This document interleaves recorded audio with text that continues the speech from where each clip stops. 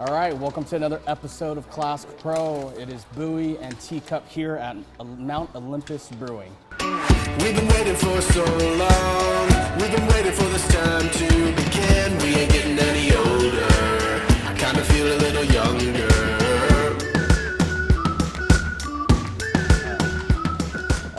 Teacup, another episode, and we're actually doing this in person now. Yeah, dude, how exciting! Live recording live at Mount Olympus Brewing here in Aberdeen, Washington. Got a couple members of the Ole Klask Club playing behind us, which is really interesting. So it's a lot of fun. Yeah, we got quite a few games in with you and the rest of the team, and it's a good time. And first time I actually got a chance to play this barrier that you see behind us that Alvin hooked us up with. Yeah, which I was surprised when you told me you hadn't got a chance to actually play live games on it yet. So I was glad you finally did. It's an interesting experience. It's a bit different. So great games today, by the way. Yeah, really great. Yeah, we had some good epic games. Yeah, they were having some crazy stuff happen. A lot of fun. Anyway, so... wait, we can't skip the drinks, man.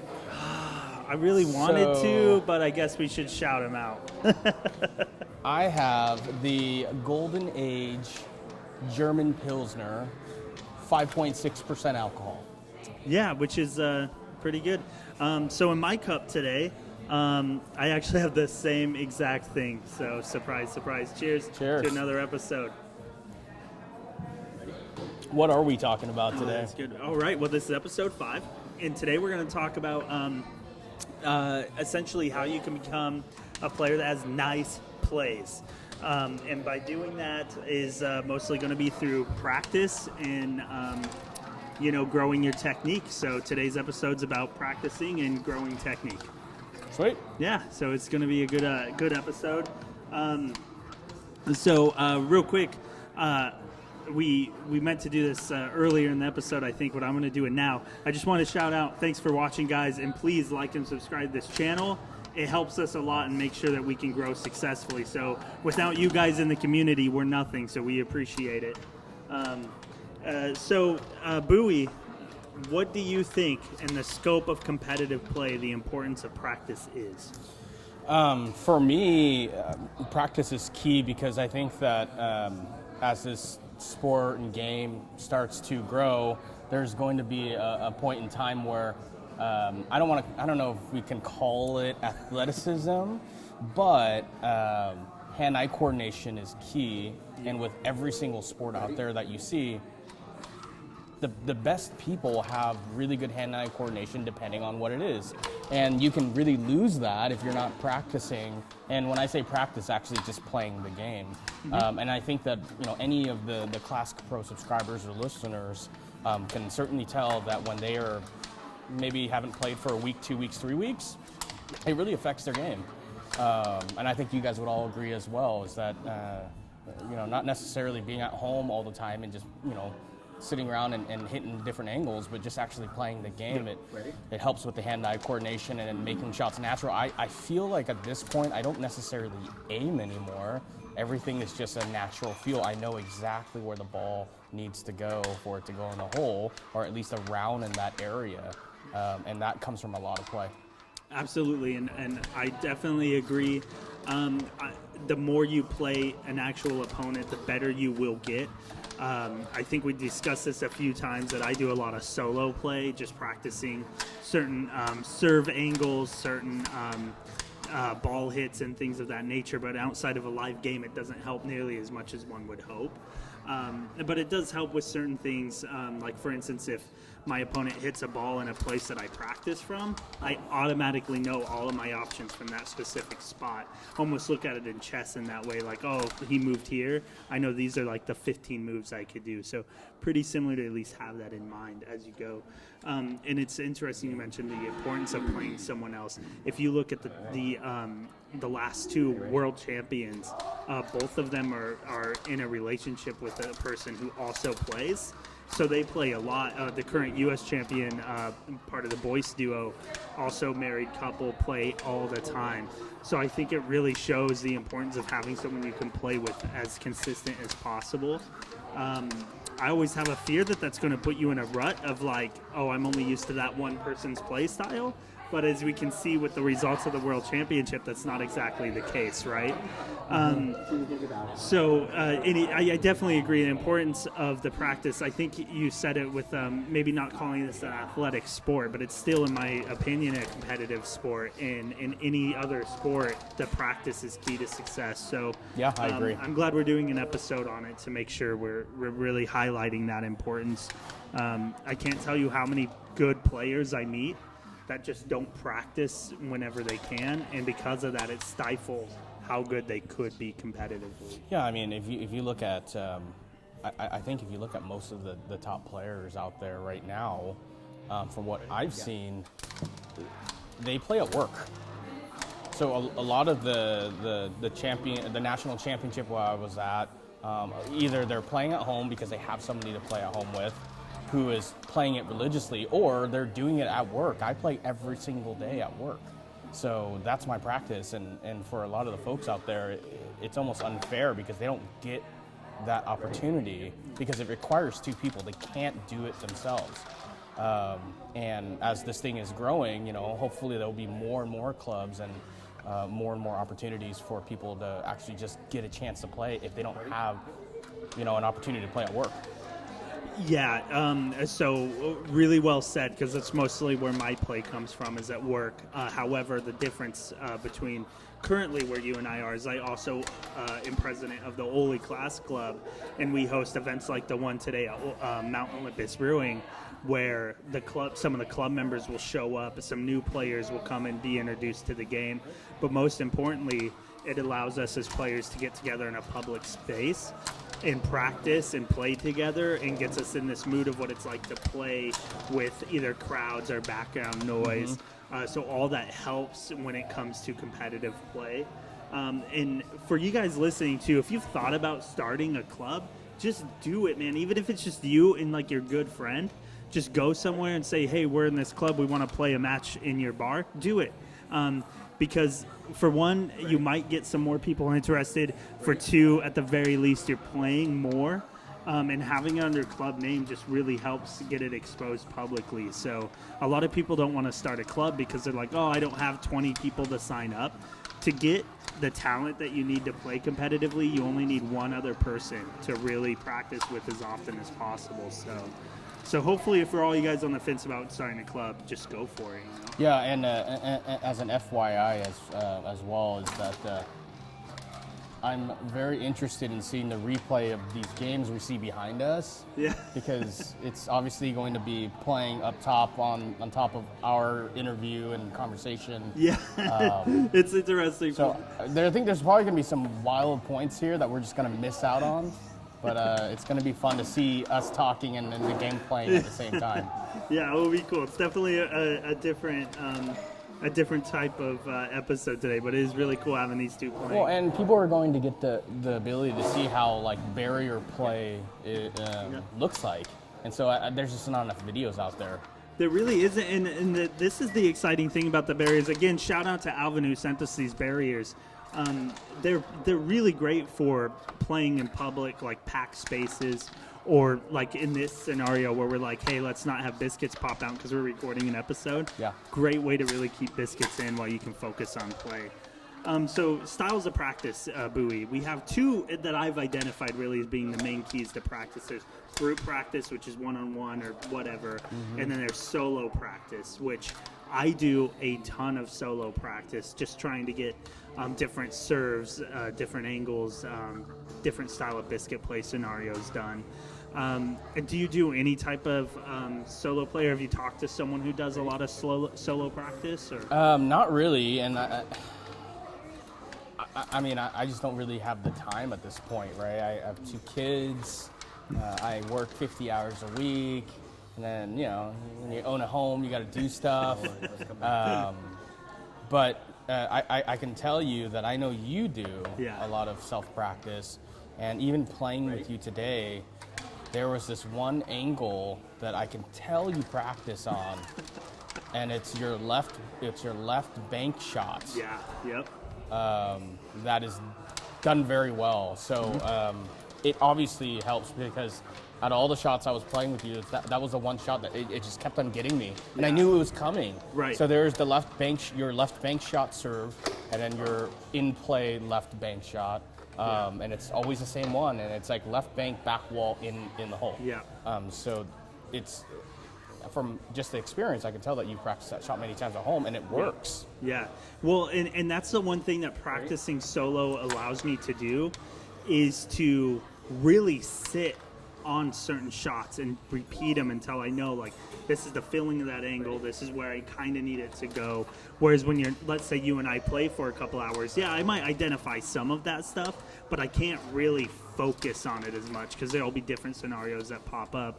And the reason I came up with that as something I wanted to focus on is because I realized when you're playing a right-handed player, their defense is kind of a little bit more difficult for them to do when they're sitting in their right hand corner of the board. Yeah. And I think it's because you're just so tucked in.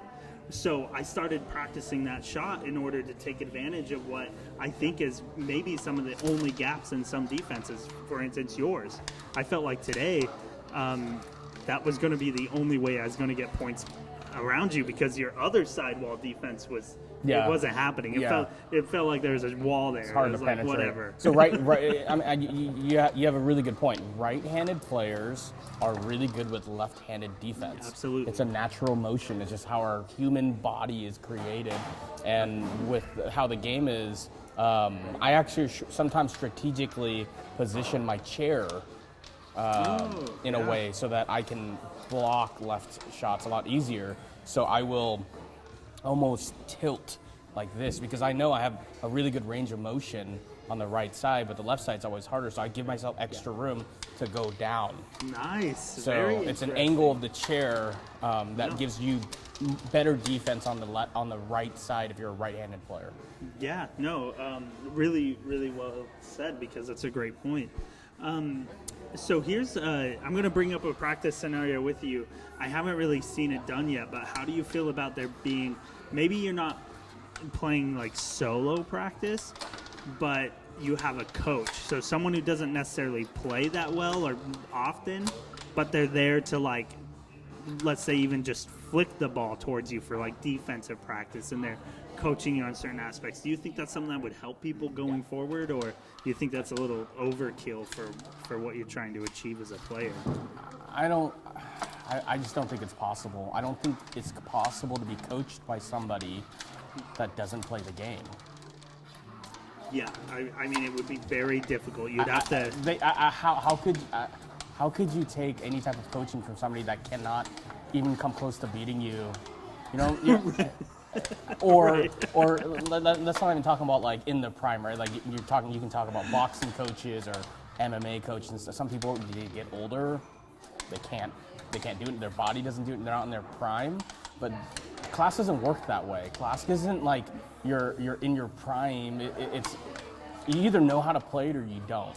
And if you're at least playing on the same level as the person, then I think there's some valid coaching options there. But if you're not even on the same level, like I just don't see somebody having any opportunity to do any type of coaching. Yeah, that's kind of why I asked, because it's kind of the same way my mind went. But I also was thinking, like, man, even because, like I said, I practice a lot. I play at work, I play with the club, but then I do a lot of practice alone just to try to solidify certain maneuvers. And I'm always thinking, like, man, it would be so helpful to have someone here, even if they didn't know how to play, to just like set this ball up or like flick it towards me, just something. So, because that's the one thing with solo play that I think we talked about right before we started recording is when you're practicing by yourself, you do not get the flow or the feeling of the game at all. And especially like today, my first match today against, my first match today, once I got here, I realized, like, oh my gosh, I got to get mentally into the flow of this game, because I'm used to controlling every aspect of the flow when I practice alone. But when you have someone else hitting that ball towards you at a speed you're not remembering, you're like, oh no, I gotta step up real quick, and then solo play basically goes out the window at that point. Yeah, I mean, and that brings up a whole another topic, which is like playing people that you don't play with.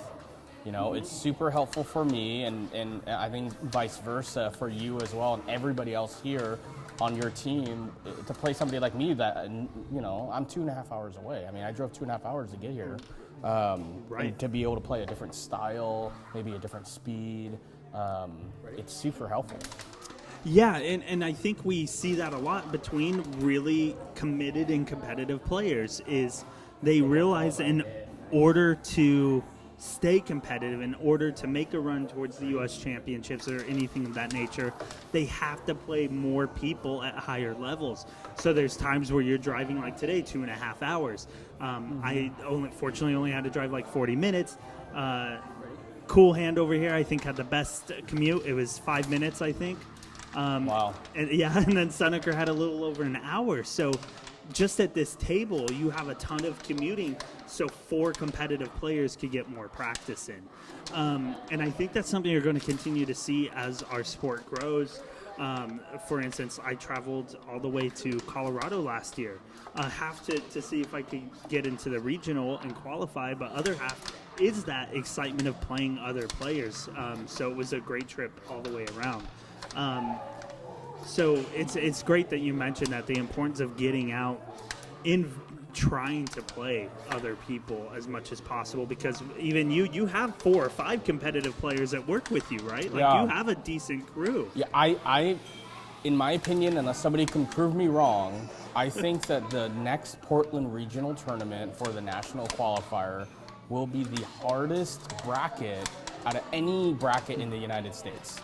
And what that means is if you're a dedicated player like myself, I know that there's a good chance that I could lose, right? There's a chance I could lose the regional competition, which means that I have to be able to financially and mentally prepare myself to say, if I lose this one, I need to travel to another regional tournament.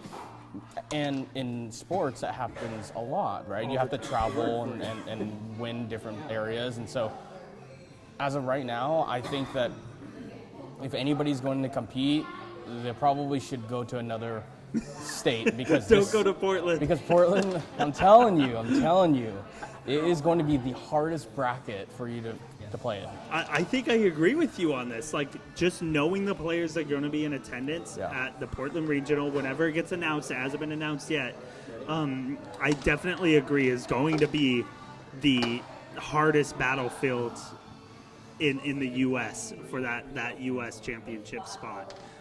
So side note, Klask, Mikkel, everybody else involved, maybe if you come and watch us play during the regional tournament, you might pick a number 1 and a number 2 from Portland to go compete in the national championship. That would be cool, and I think well deserved. But each their own. Yeah, we're a little biased, I guess, but I feel confident in that. I really do. Yeah, me too. I'd put the group that's going to be in Portland up against any group in the U.S. It's going to be a good tournament, and Chicago has a ton of great players too. So I don't want to ever, really take anything away from the other players out there, because Chicago has a really great scene right now, it seems like. But I definitely would. I mean, I know most of the players coming to that Portland one, and they're intense. So that's going to be good. What would you say if someone is practicing alone, or let's say you and I just hang out and say, hey, let's not really play matches, but let's just practice scenarios or techniques.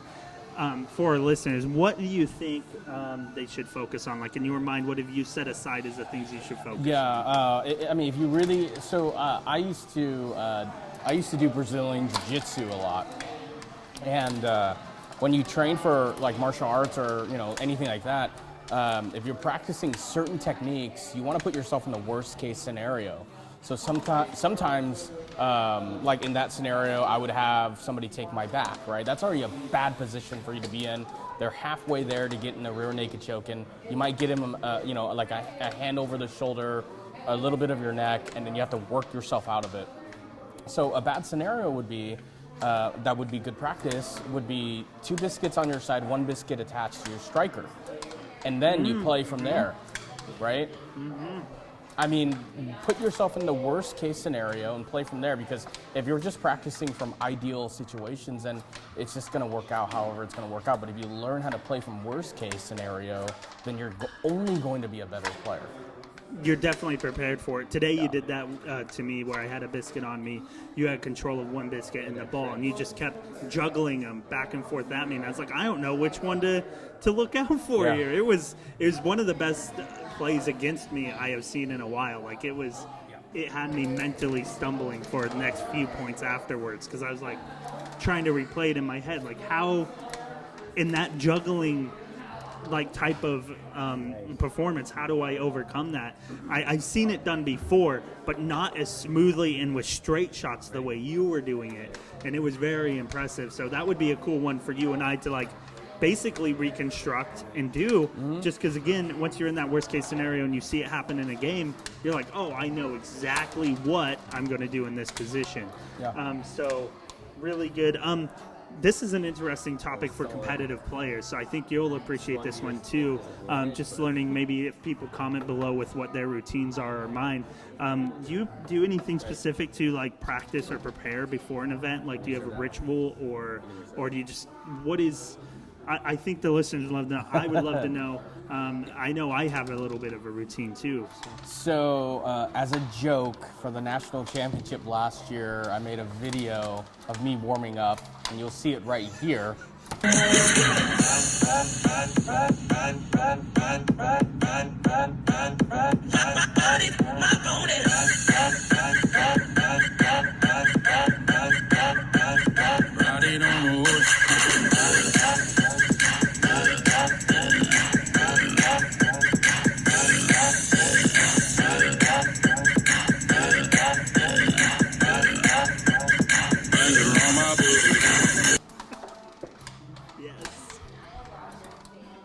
But that was a joke. I think looking at actual real preparation, it's mental preparation. You have to warm up. You have to warm up, and that's tough because when I went to Indianapolis last year to play, I didn't know anybody, and it's not like I brought a Klask board with me.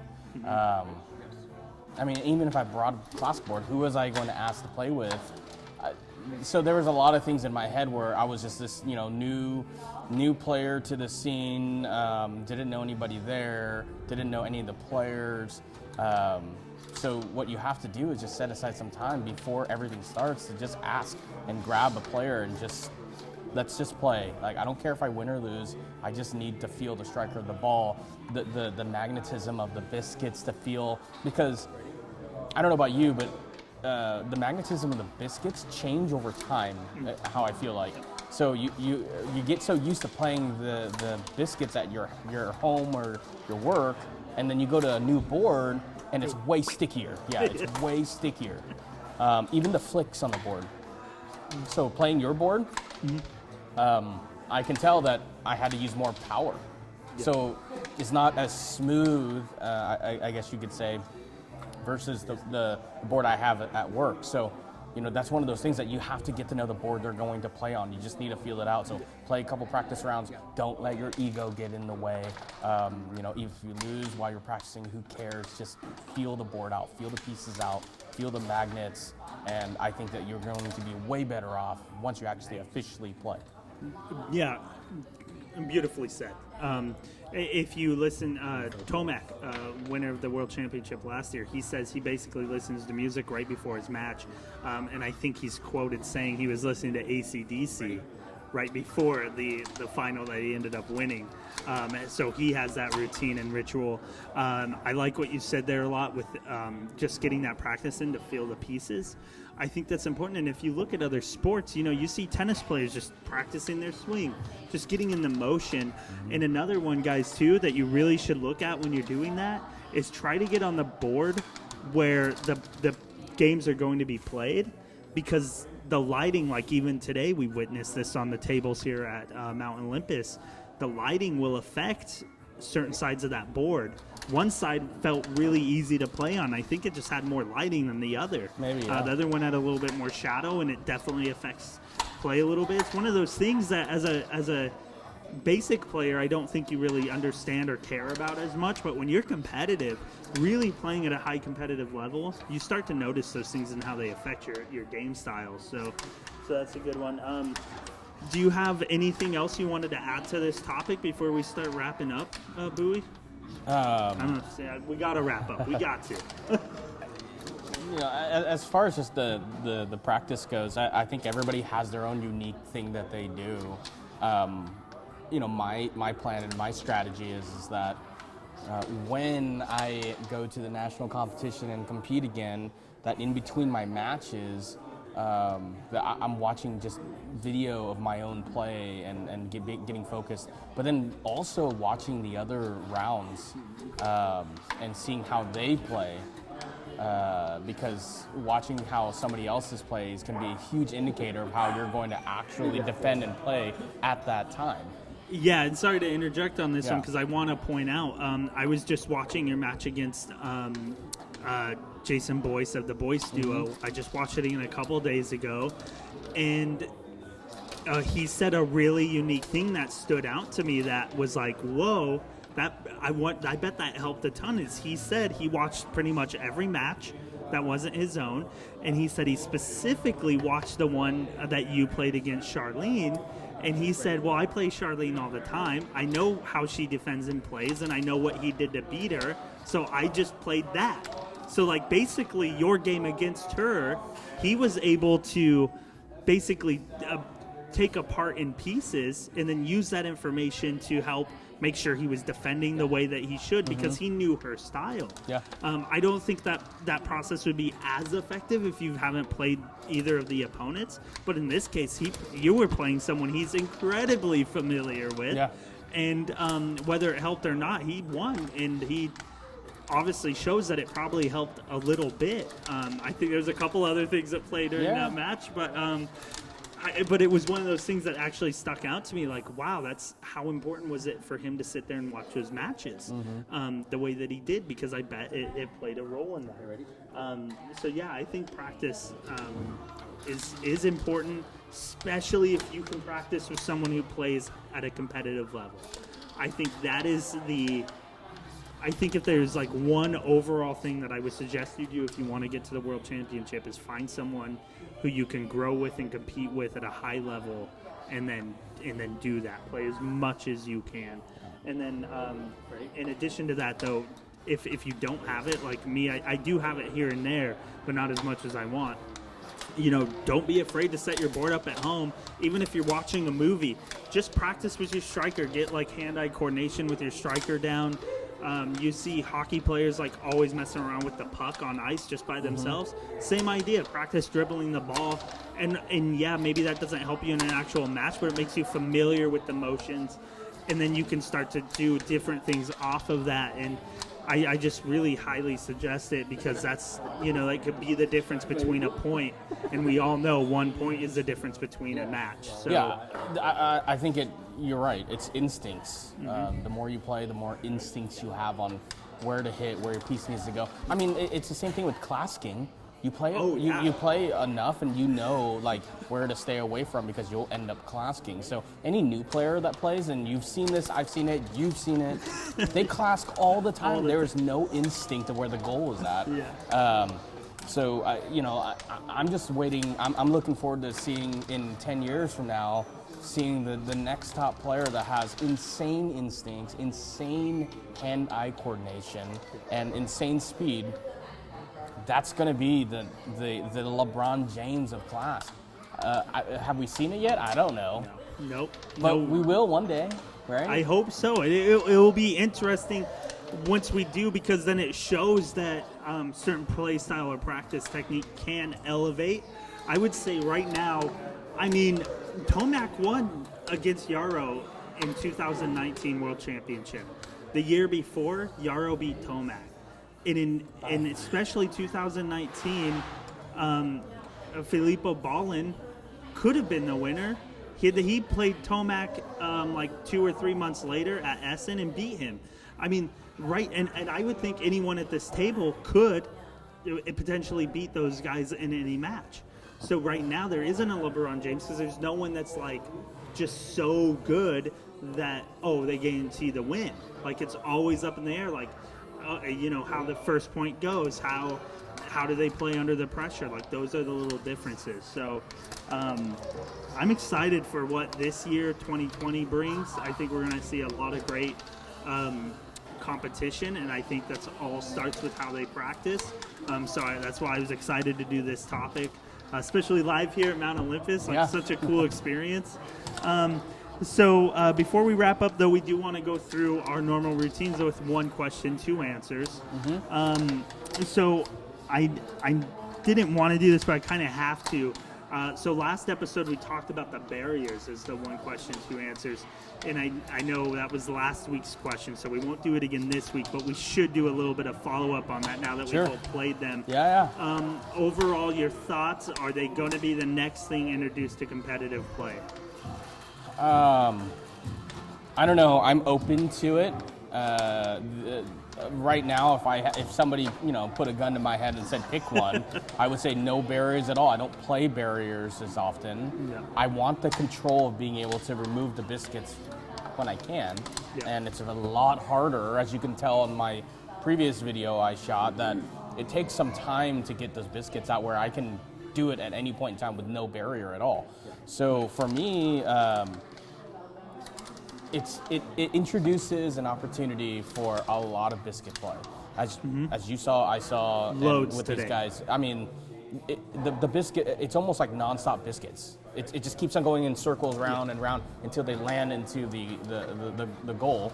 But yeah, they just keep on going and going and going. So you have to play faster. You have to have better instincts. You have to continually hit the ball and hit the biscuit at the same time.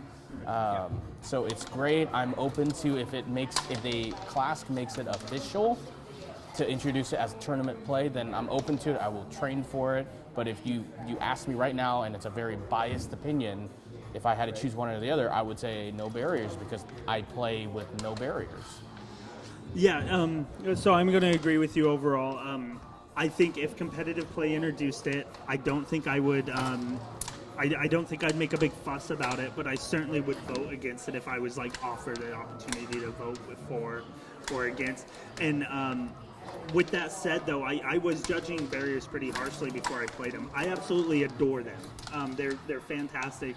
I just think they're definitely better suited for specific scenario type play. So a video you're shooting live, or a really packed bar, something of that nature. I think they're really excellent for. Or let's say you're trying to get more biscuit play for practice purposes, they're great. But my main thing is they introduce this great deal of chaos. And I think it's great. I don't think it diminishes skill level or anything of that nature. Yeah.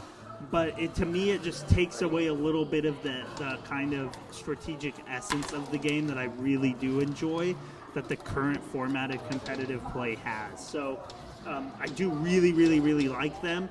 But I think in any type of tournament, they just shouldn't really be involved. As of right now, that's kind of where I mean, let's ask these guys. How many times have you guys lost biscuits out of this 40-minute match you guys have been playing? We have lost 1 biscuit. 1 biscuit lost in 40 minutes, which, again, for anyone who plays a lot of Klask knows, that is dang impressive. Yeah, that's really good.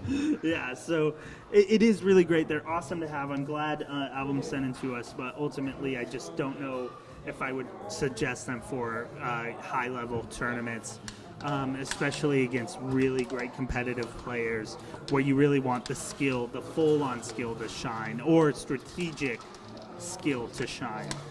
So let's get on to 1 question, 2 answers for this week. This is actually from a fellow you met at the U.S. Championship named Eric, via direct message, I think. And he sent a bunch of really great questions. So I'm sure we'll probably bring him up again in a future episode. So thanks for the questions, Eric. But one of the questions that has come up a lot through other people as well, and that's why I wanted to bring it up, I see it on Reddit a lot, for instance, is biscuit play, specifically scenarios. So for instance, if I serve the ball, and then before it crosses plane, I go hit a biscuit at my opponent, or it's a reserve, and I go to get the ball in the corner to reserve, but someone on the other side's like manipulating or tossing a biscuit before I've even served. Basically the question was, is that allowed? And I think we both know the answer. It's not allowed. Manipulating biscuits prior to serve is illegal. But it's one of those things that's a great question. So what's your take on those questions? Like, what is your answer on it? Yeah, when the ball leaves the table, it's dead play. Everything's done. And then also on a serve, what the rules are, I believe, as of now, is that the ball has to cross the halfway mark into the other player's side of the board before any type of play can happen. Same thing with the whole, double tapping on your own serve. There's one single hit, one single serve, crosses your plane to the other player's field, then they can start going at whatever they want to do. Yeah, and that's the way to look at it. Basically, look at it as if like the ball pops out or before the serve. Looked at this game being paused. Like you can move your striker around, but don't manipulate anything on the board. Is kind of the best practice for that. In a specific scenario here, let's say the ball is out, and then before the ball's retrieved, or let's say as the ball's leaving play, a biscuit attaches to your opponent's striker.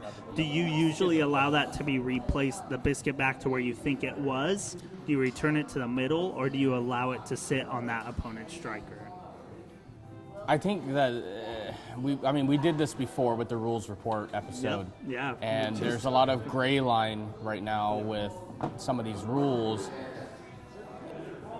If the ball leaves and then you have a twirling biscuit, it's sitting there and it attaches, that was already a dead board. If you hit a biscuit and it like bounces out, but then the biscuit immediately attaches on the way out, for us, that's fair game. It's going to count, yeah. It's going to count. But again, I don't know if there's a real rule written in the books right now for something like that's a judge's call at this point.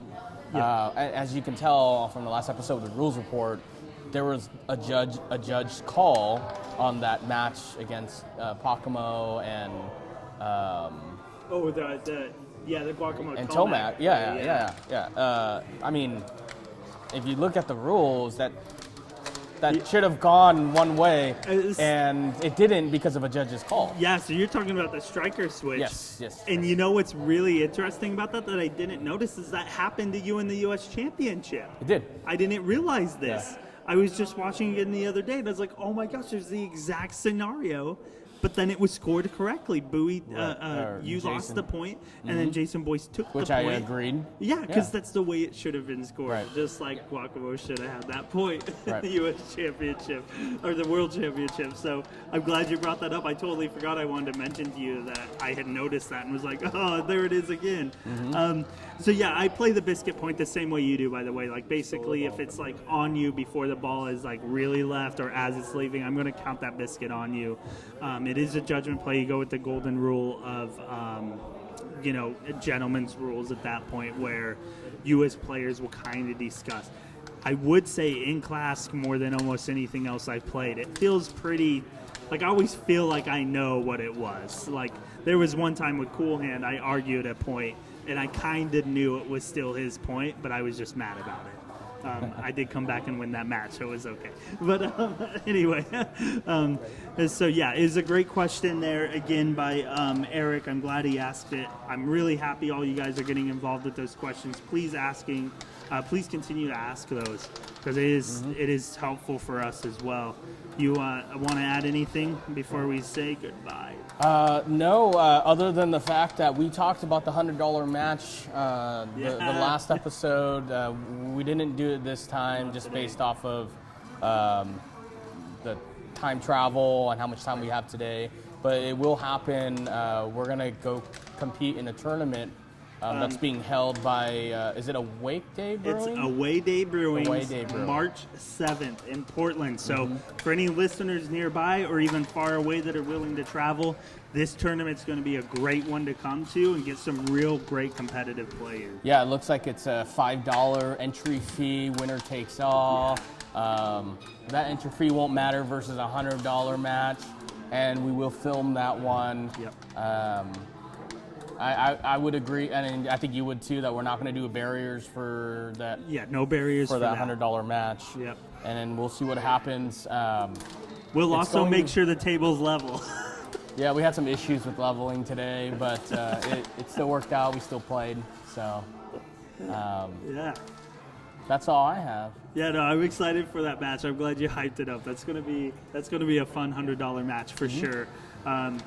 And I think everyone's gonna enjoy sitting back and watching it too. So yeah, bye until next time, guys. That's the end of the episode then. We're all wrapped up again. Make sure you tune in 2 Sundays from now for our next episode. And then again, if you want to hang out with us or play us, we will be in Portland March 7th at Away Day Brewing. They're in Portland for a tournament. I think a couple of the other guys, like these two co-stars in the background, I think will be there. It's going to be a great tournament. I have all my guys there. Perfect. So. Which his guys are freaking great, by the way. So that's going to be awesome. Yeah. So anyway, Bowie, great episode, man. Till next time, guys. Going